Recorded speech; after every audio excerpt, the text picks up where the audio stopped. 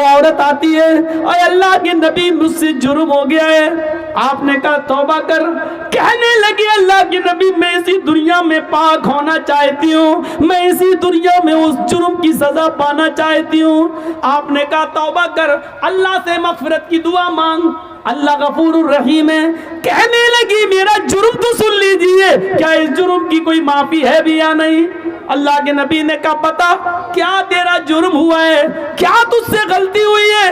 कहने लगी अल्लाह के नबी मेरा शौहर 2-3 साल से घर पे नहीं है, मैं जंगल में बकरियां चरा रही थी, मैं जंगल में बकरियां चरा रही थी, वहीं पहाड़ी के पास एक चरवाहा भी बकरियां चरा रहा था।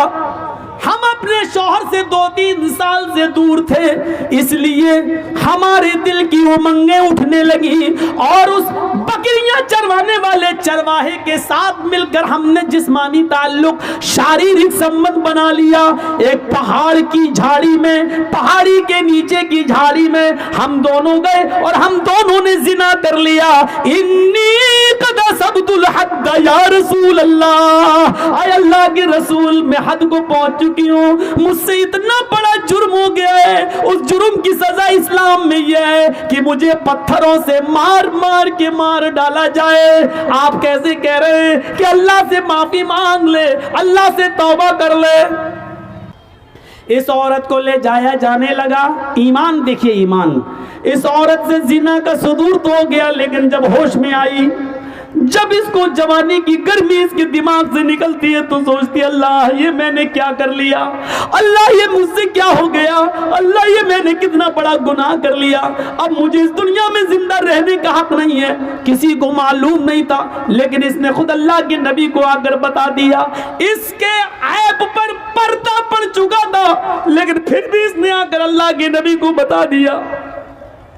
अल्लाह के नबी ने कहा जाओ इस औरत को ले जाओ और इसको पत्थरों से मार मार के हलाक कर दो, मार मार के इस औरत को मार डालो। सहाबा उसको लेके जाने लगे, पकड़ा, चल जल्दी चल। उसको खींच लिया, वो गिर गई।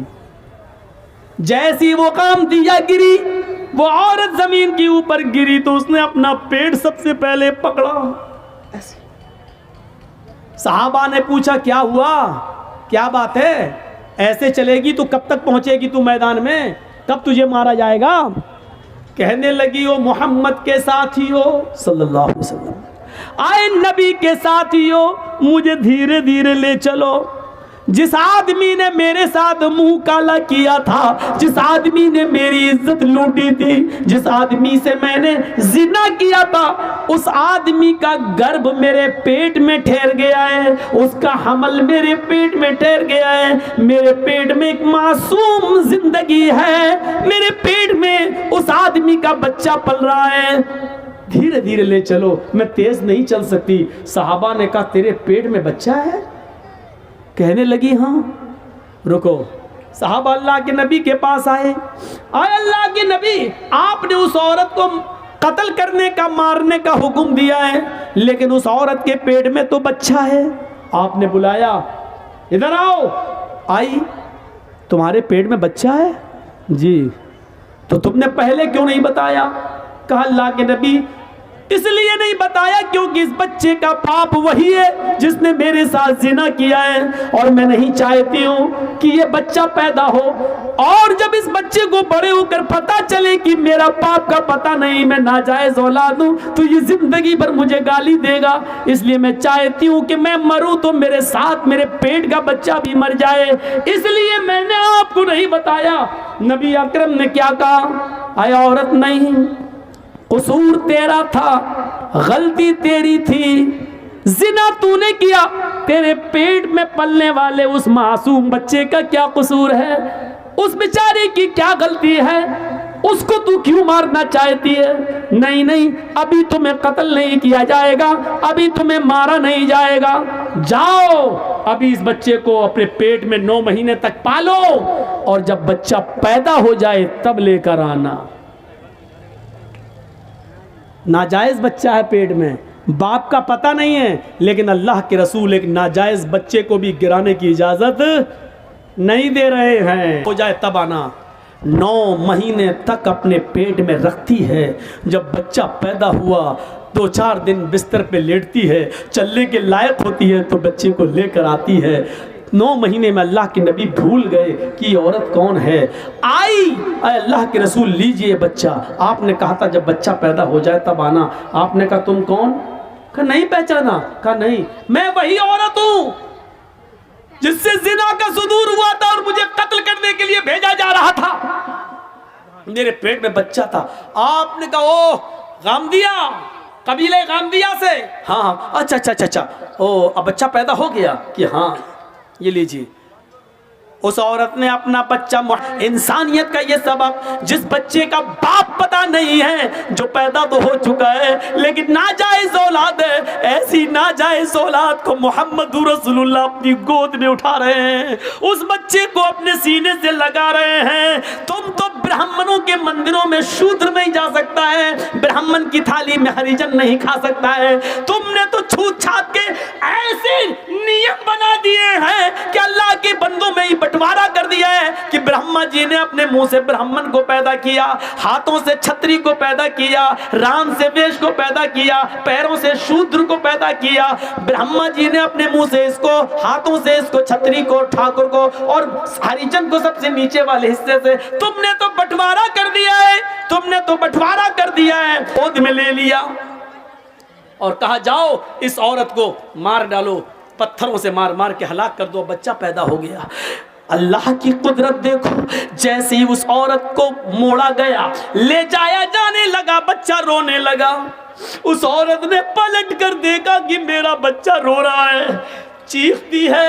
آئے اللہ کے نبی, ہر مرنے والے سے اس کی آخری آرزو پوچھی جاتی ہے, تمنا پوچھی جاتی ہے. کیا مجھ سے میری آخری تمنا نہیں پوچھی جائے گی؟ ہاں پوچھی جائے گی. جس میدان میں تمہیں مارا جائے گا اسی میدان میں پوچھ لیا جائے گا. کہا اللہ کے رسول اگر اس میدان کی جگہ یہیں پر میری تمنا پوری کر دی جائے تو؟ اچھا بتاؤ کیا ہے؟ کہا اللہ کے رسول میں نے یہ بچہ آپ کی گود میں دے دیا, میں چاہتی ہوں کہ آخری بار اس بچے کو میں اپنا دودھ پلا دوں. اس کا رونا مجھ پہ دیکھا نہیں جا رہا ہے. ایمان دیکھ رہے ہیں آپ, ایک طرف مرنے کے لیے تیار ہے کیونکہ جہنم کی سزا میں نہیں بھگت پاؤں گی, دنیا میں سزا بھگت لو یہ بہتر ہے. ایک طرف ایمان کی طاقت یہ, دوسری طرف بچے کی محبت دیکھیے آپ. اللہ کے رسول نے وہ بچہ اس عورت کو دے دیا. ادھر آ, میں رحمت للعالمین ہوں, میں کیسے اس بچے کا حق مار سکتا ہوں؟ لے اس کو دودھ پلا. اس عورت نے گھوم کر, جیسے ٹرینوں میں بسوں میں عورتیں گھوم جاتی ہیں اور ساڑی اٹھا کر دودھ سے لگا لیتی ہیں, اس عورت نے چہرہ گھما کر اپنے بچے کو اپنے پستان سے لگا کر دودھ پلایا.